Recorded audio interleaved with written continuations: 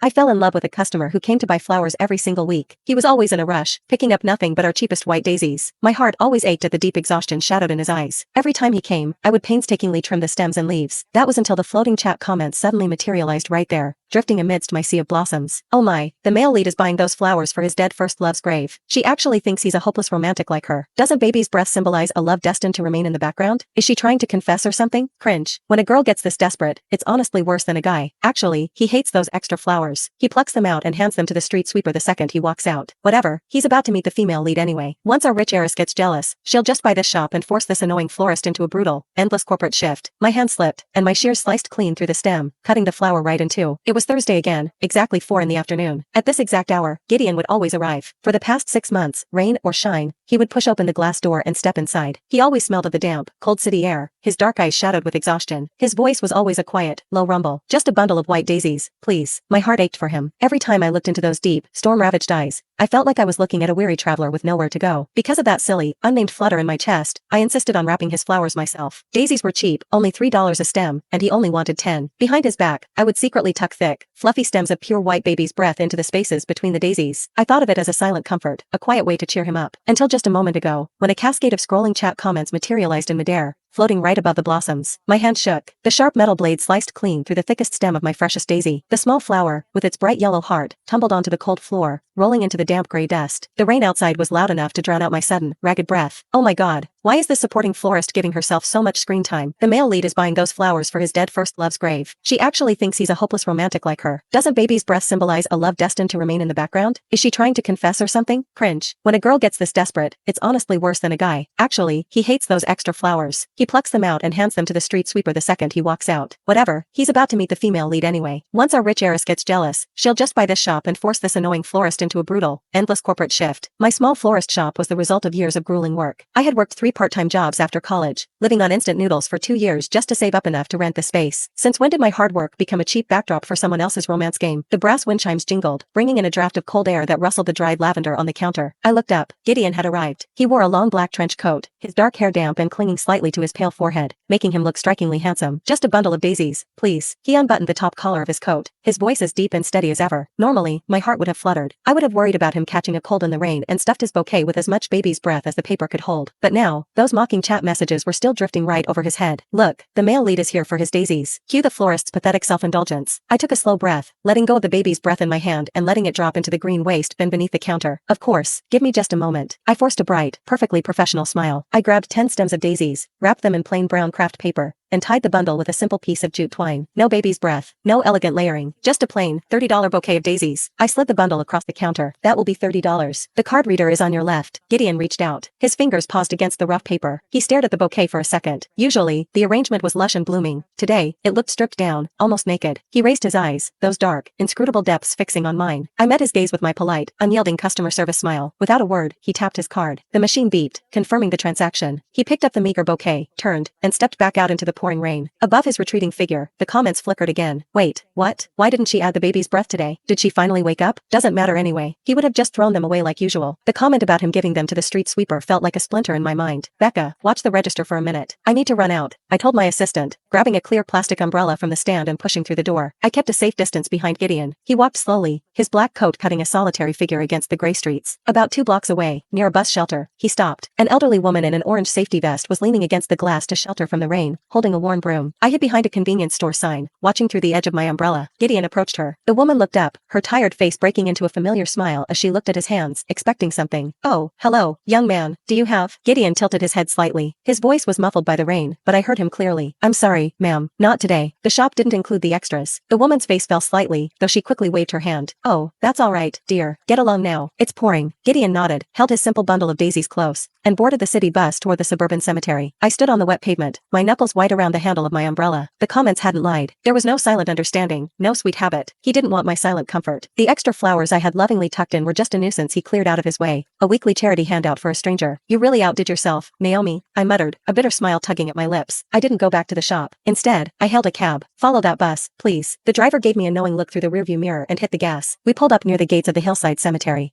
I watched Gideon walk past the stone archway, his dark coat disappearing among the rows of gray headstones. I waited until he left before I stepped inside. The air was heavy with the scent of wet pine and cold stone. Following the clues from the comments, I walked up the wet stone steps to the third row. I stopped in front of a clean marble headstone. The photograph on the stone showed a young girl. She had deep, lovely dimples and bright eyes that seemed to hold 1,000 stars. In loving memory of Rosalie Jenkins. My breath caught. I knew her. 6 months ago, she was a regular at my shop. She used to wear light purple sundresses, looking like a blooming iris. She never bought expensive arrangements. She only wanted pink hydrangeas, holding them to her chest with a smile sweeter than the flowers. Sometimes, she would press homemade cookies into my hands while we chatted about the weather. Then, she just stopped coming. I had wondered if she moved away. I never imagined she was lying beneath the cold earth. The cold rain dripped down my face. Looking at her picture, then remembering the hollow look in Gideon's eyes, everything clicked. Gideon was never the lead in my story. He was a grieving man trapped in a past he couldn't escape, while I had been stuffing his morning bouquets with baby's breath, symbolizing a quiet confession of love. How foolish, how incredibly inappropriate. I'm so sorry, Rosalie, I whispered to her picture. Leaving the cemetery, I tossed a damp, crumbled tissue into the trash, along with the ridiculous crush I had nurtured behind my counter for 6 long months. Gideon was just a heartbroken soul, and I needed to go back to my shop and figure out how to pay next month's rent. Over the next few weeks, my shop returned to its quiet routine. Gideon still came every Thursday at 4, and I served him with polite, professional distance. No extra flowers, just business. Why did you stop adding the baby's breath, Naomi? Becca asked one day. It's out of season, I said simply. Not worth stocking right now. The comments above Gideon's head were baffled. Wait, did she actually give up? It's been weeks. Maybe we broke her spirit. Doesn't matter. The real female lead is about to show up. This florist's time is running out. One afternoon, as I was arranging fresh ranunculus, the chat suddenly went wild. Here she comes, the main event. Get ready. Our rich girl is going to humble this little shopkeeper. A woman in a tailored Chanel suit and an Hermes Birkin bag stepped into the shop, followed by a sharp-looking assistant. Who's the owner here? Her voice was sharp, dripping with casual arrogance. I wiped my hands and stepped forward. I am. How can I help you? She scanned me from head to toe, her eyes filled with cold amusement. Wrap me a bouquet. Of course. What kind of flowers do you prefer? Instead of answering, she strolled around the shop, stopping by the daisy bucket. She tapped a white petal with a manicured nail. I hear Gideon buys these here. Here it was. Yes, I replied smoothly. Gideon is a regular customer. He usually prefers the white daisies. Bianca, the heiress from the comments, let out a sharp laugh. She stepped closer, lowering her voice. Whatever pathetic little fantasy you've been playing at, drop it. A girl like you has no business dreaming about someone like him. I met her eyes calmly. Miss, you've misunderstood. The extra flowers I used to put in Gideon's bouquets were just older stock we needed to clear out before they spoiled. It was a simple business decision to minimize waste. Since we adjusted our inventory strategy, we no longer have surplus to give away. Bianca blinked, utterly thrown by my dry, practical response. She had probably rehearsed a dozen insults, but my sheer corporate pragmatism left her with nothing to bite on. Make sure it stays that way, she snapped, turning on her heel. In her haste, she kicked over a potted plant by the door, leaving in a huff. The next Thursday, Gideon arrived at 4. I assembled his daisies. Just as I was about to hand them over, he spoke. Why? He hesitated. Is there no baby's breath anymore? I paused. I hadn't expected him to ask. Oh, we adjusted our inventory. We don't stock extras anymore. The chat exploded. Oh my god, he noticed. Is this a plot twist? She's playing hard to get. What a snake. I kept my face neutral. Gideon looked at me, a rare flicker of emotion in his dark eyes. I liked it better before, he said quietly, taking the bouquet and leaving. I froze. Outside the window, I spotted Bianca's assistant holding up a phone, recording the exchange through the glass. This was going to be trouble. The next morning, Bianca's assistant returned, tossing a buyout contract onto the counter. The offer was insulting, barely half of the shop's market value. Sign it, the assistant said. You'll stay on as manager, but you'll be working for Miss Bianca. No, I said, pushing the paper back.